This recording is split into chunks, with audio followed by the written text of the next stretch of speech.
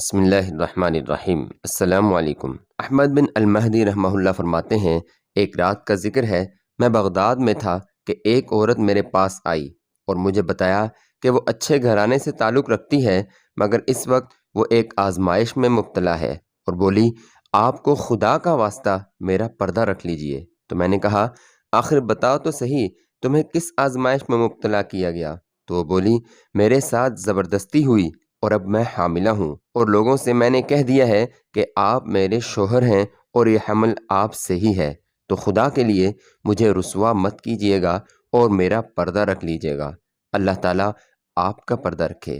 وہ خاموش رہے اور کچھ نہ کہا، پھر وہ عورت چلی گئی۔ پھر کچھ پتہ نہ چلا، یہاں تک کہ اس کے یہاں بیٹے کی ولادت ہوئی تو محلہ کے امام چند پڑوسیوں کے ساتھ مجھے بیٹے کی مبارکباد دینے کے لیے آئے۔ میں نے ان کے سامنے بے پناہ خوشی اور مسرت کا اظہار کیا، اور اگلے دن اس بچے کے خرچ کے لیے 2 دینار امام صاحب کو دیے اور کہا یہ اس عورت کو دے دینا کہ یہ اس بچے کا خرچہ ہے، کیونکہ ہم دونوں کے درمیان کسی بات پر علیحدگی ہو چکی ہے۔ پھر میں ہر مہینے 2 دینار امام کے ہاتھ پر رکھتا اور کہتا یہ بچے کا خرچہ ہے، یہاں تک کہ 2 سال کا عرصہ گزر گیا۔ پھر ایسا ہوا کہ اس بچے کا انتقال ہو گیا اور لوگ میرے پاس تعزیت کے لیے آنے لگے۔ میں ان لوگوں کے سامنے تسلیم و رضا کا اظہار کرتا رہا۔ 1 ماہ گزرنے کے بعد ایک رات وہ عورت میرے پاس آئی اور ساتھ میں وہ دینار بھی لے کر آئی جو میں امام کے ہاتھ اسے بھیجا کرتا تھا، اور کہنے لگی اللہ تعالیٰ اسی طرح آپ کا پردہ رکھے جیسا کہ آپ نے میرا پردہ رکھا۔ تو میں نے کہا یہ دینار بچے سے متعلق تھے، اب یہ تمہارے ہیں، تم اس کا جو چاہو کرو۔ معزز سامعین، ایک حدیث مبارکہ کا مفہوم ہے کہ جو بندہ دنیا میں کسی کے عیب چھپائے گا، کل قیامت کو اللہ تبارک و تعالیٰ اس کے عیب چھپائے گا۔ ابن سماک رحمہ اللہ اپنے وقت کے بہت بڑے عالم اور محدث تھے۔ انہوں نے ایک مرتبہ خلیفہ ہارون رشید کو دیکھا کہ وہ پانی پینے کے لیے ہاتھ میں اٹھائے ہوئے ہیں اور پانی کا گلاس منہ سے لگانے ہی والے ہیں۔ ابن سماک نے آواز دی اے امیر المؤمنین، میں آپ کو اللہ کی قسم دیتا ہوں تھوڑی دیر کے لیے پانی پینے سے رک جائیں۔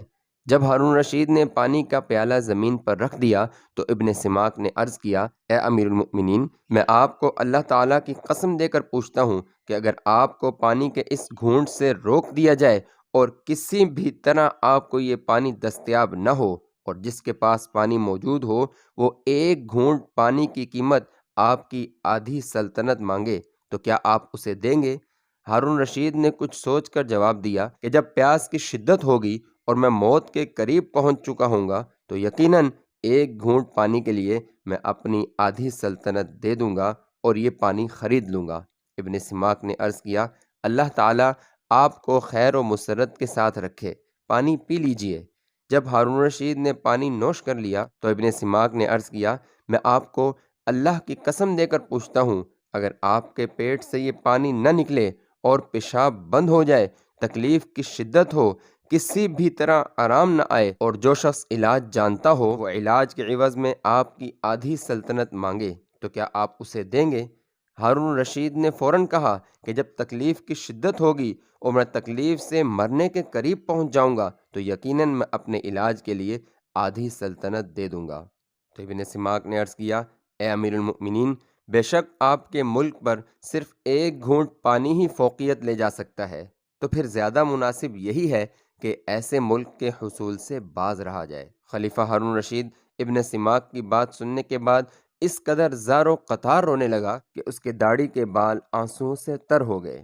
ابن سماک ہی کے بارے میں آتا ہے کہ ایک مرتبہ انہوں نے ہارون رشید سے کہا اے امیر المؤمنین، اللہ تعالیٰ نے آپ سے زیادہ مرتبہ کسی اور کو عطا نہیں کیا کہ جس بندے پر جس قدر اللہ تعالیٰ کی نعمتوں کا نزول ہو اسی قدر اسے اللہ کا شکر گزار اور مطیع و فرما بردار ہونا چاہیے۔ جب آپ کو اللہ تعالیٰ نے مسلمانوں کا خلیفہ بنایا ہے اور پوری سلطنت کے آپ اکیلے مالک ہیں، آپ حکمران ہیں، اس لیے اے امیر المؤمنین آپ پر واجب ہے کہ سارے لوگوں سے زیادہ آپ اللہ تعالیٰ کی اطاعت گزاری کرنے والے ہوں اور اس کے آگے جھکنے والے ہوں۔ کوئی بھی شخص آپ سے زیادہ اللہ تعالیٰ کا مطیع و فرما بردار نہیں ہونا چاہیے۔